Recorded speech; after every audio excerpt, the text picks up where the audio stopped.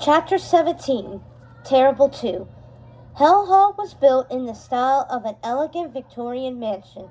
Of course, since it had been transported to the Isle of the Lost, it was nothing but a rotting shell now. Carlos let them in through the side door. So far, everything was as he remembered. Corella's mean-looking red sports car was parked in the garage, covered by a canvas sheet. The kitchen was still decorated in black and white tile, the refrigerator nearly empty. He peeked into the living room, and he saw it was exactly the same. The broken-down furniture covered with dusty white cloths. The standing knight's armor they kept in the hallway still rusty. The wallpaper still faded, and there were still holes in the plaster molding. "Mom," Carlos whispered. Evie nudged him. "She's not going to hear you that way. Louder." Carlos tried again. "Mom," he croaked. "Corella, are you here?" Evie yelled. Carlos almost fell to the floor in fright. "Don't do that! Or at least warn me first." The kitchen was untidy, with dirty dishes in the sink and crusted food on the counter. Carlos began cleaning up almost automatically. It had been his job to keep house when he lived there. Corella spent her days eating waxy old chocolate bonbons and watching the Dungeon Shopping Network. "Doesn't look like anyone's been here in a while either," said Evie, sniffing. "I think I'm allergic to the owl," she said apologetically. "There's only one way to find out. Wait here," said Carlos.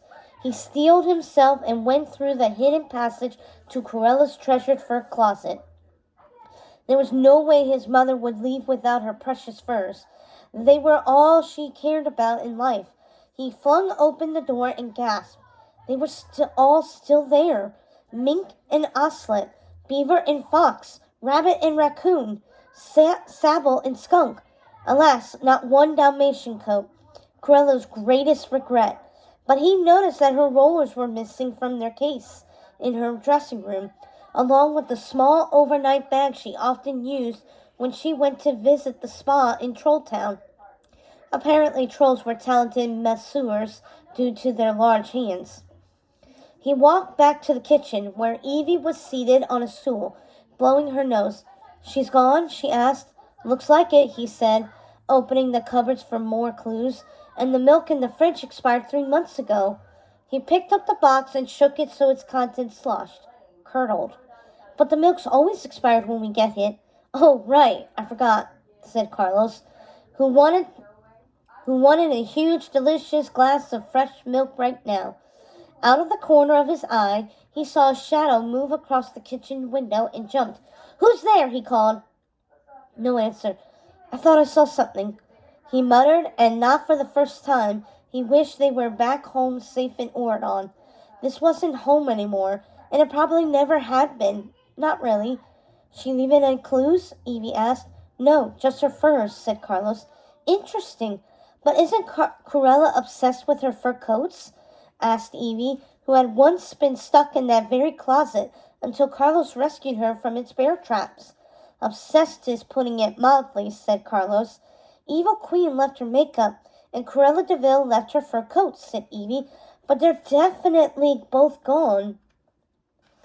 "Maybe they thought they would be back quickly. I mean, they should be at the meeting tonight, right?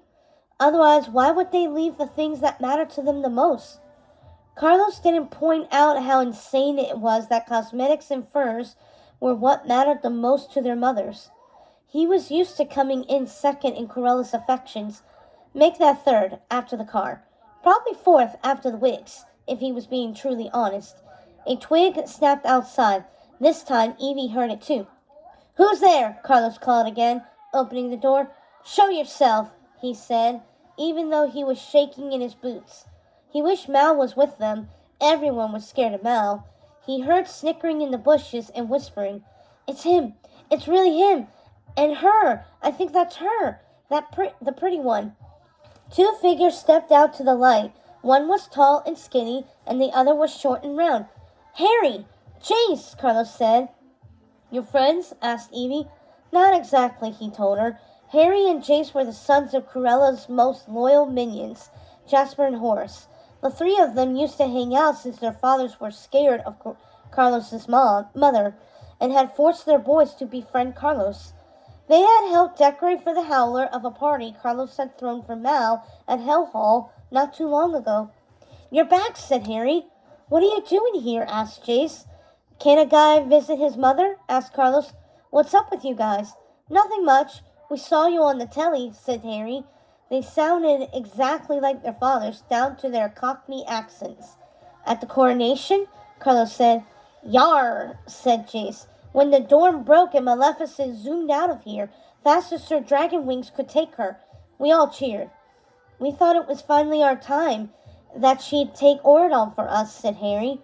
"Evil rules," cheered Jace, raising a fist. "But of course you all had to stand up against her, eh?" Harry shook his head. "And Mal turning her mama into a lizard." "Mal's the new big bad, huh?" said Jace. "Never ever turn you into a lizard?" "No," said Carlos. "You scared of her?" Harry wanted to know. "Of Mal?" "No," said Carlos again. "I used to be, but not anymore. Mal's changed." "Crikey! You mean she's a lizard too?" said Harry. "No, Mal's not a lizard," he told them, rolling his eyes, as Evie tried not to laugh. Carlos remembered why he didn't miss hanging out with Harry and Jace. Conversation tended to go around in circles. "Hey, do you guys know where my mother is?" "Who?" asked Jace, affecting a blank look. "Cruella de Vil," yelled Carlos. Harry and Jace exchanged shifty looks. "Don't worry about your mama now. We're here, right?" said Harry. "Right-o, governor. Welcome home," said Jace with a menacing glint in his eye. "Shh," said Harry. "Don't spoil it." "Spoil what?" Carlos wanted to know. But the junior henchman wouldn't say and only laughed uproariously. Obviously something was up, and it made Carlos's stomach churn. Harry and Jace had never been good at keeping evil schemes to themselves, and it sounded as if that's exactly what was about to hatch here.